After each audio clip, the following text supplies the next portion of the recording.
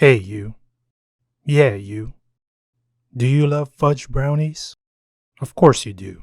I mean, who doesn't like the taste of that warm, sweet, ooey gooey chocolate goodness melting in your mouth after every bite you take as it smears on your lips?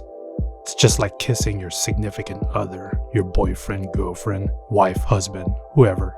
And then you can't help but giggle after feeling and experiencing that sweet chocolate high, stimulating all your senses until... Oh, yes, yes, yes, yes. Okay, maybe not that extreme, but you get the idea. Hey guys, my name is Warren and I'm the semi-home cook. Welcome to my first episode. So for my first episode, I decided to go head-to-head with a fudge brownie from Starbucks. Starbucks technically calls it a double chocolate chunk brownie, but who are they kidding? It's a fudge brownie. Actually, it's not a bad piece of black and brown pastry if I say so myself. And admittedly, I bought this more often than I should. So we're actually going to start in a second here if I can figure out how to close this bag. Okay, here we go. So I actually think my fudge brownie is a lot better than Starbucks. But if you don't like it...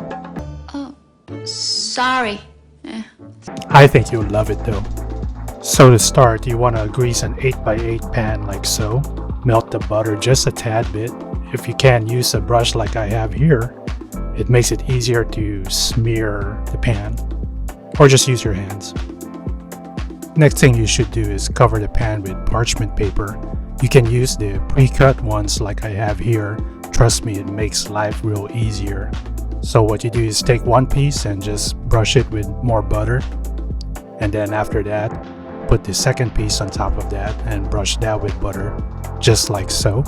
Okay, after you're done greasing your pan, put it aside so we can chop 8 ounces of dark chocolate. You'll want to use a serrated knife for this. It makes it easier to cut. And make sure you only get high quality dark chocolate. You can get anything you want. In this case, I'm using a Ghirardelli, however you want to pronounce it, chocolate bar, about 4 ounces first. Go ahead and rough chop big pieces, small pieces, it doesn't matter. I think it's good that there's different sizes. And then after you chopped it, go ahead and put it aside in a bowl. Then go ahead and chop the other 4 ounces the same way. If you notice, this set of dark chocolate is actually not Ghirardelli. It's one of those Winco brands you get in the barrels in the back of the store. And let's just go ahead and add a little bit of that to the other bowl, just because. Ah, looks beautiful. In a saucepan, melt 1 cup of unsalted butter. That's about 2 sticks, stirring it constantly so you don't burn it. I recommend doing this on a stovetop instead of a microwave so you can control how it melts.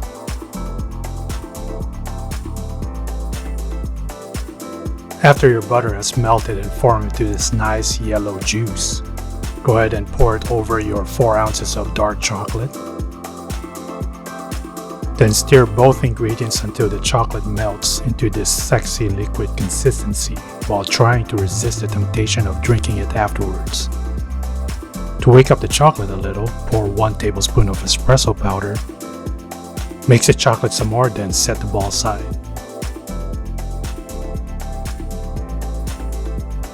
In a separate bowl, crack 3 large eggs.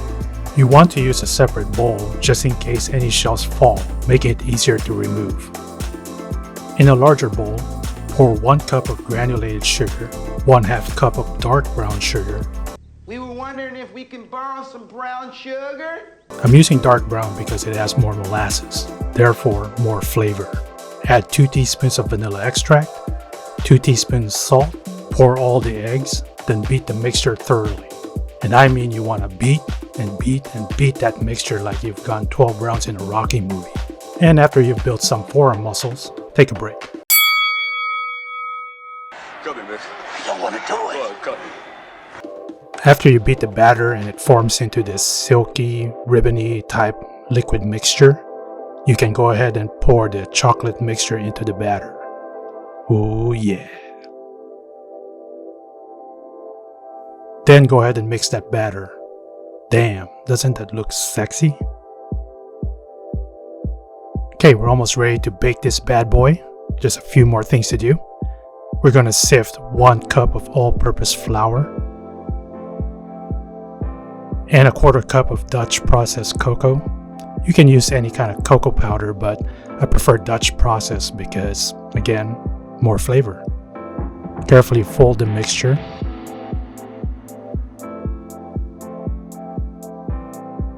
And then fold in the remaining dark chocolate. Oh yeah. Again, doesn't that look sexy? But I think it needs more chocolate, so I'm adding a few more chocolate chips.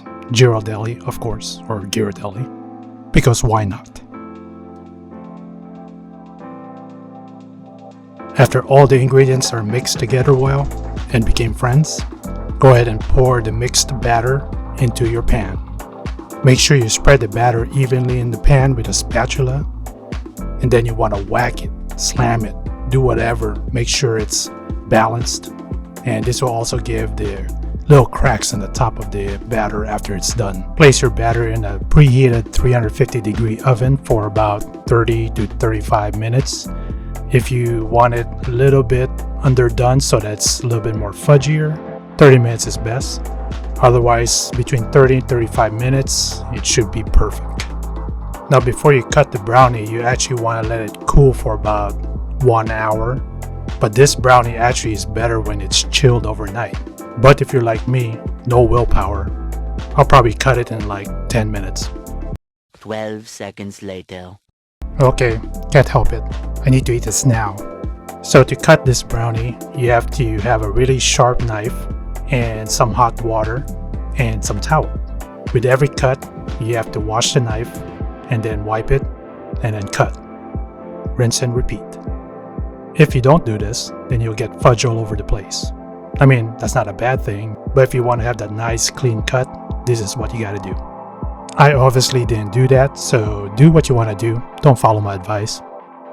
Next, I'm gonna carefully scoop this awesomeness with a spatula. Oh yeah, look at that. Add some whipped cream to balance out the flavors and the sweetness. And of course, add a little bit more chocolate chips. And voila! There you have it. My awesome fudge brownie. Now for the moment of truth. All that's left is to taste this. Let me try and get a nice good bite.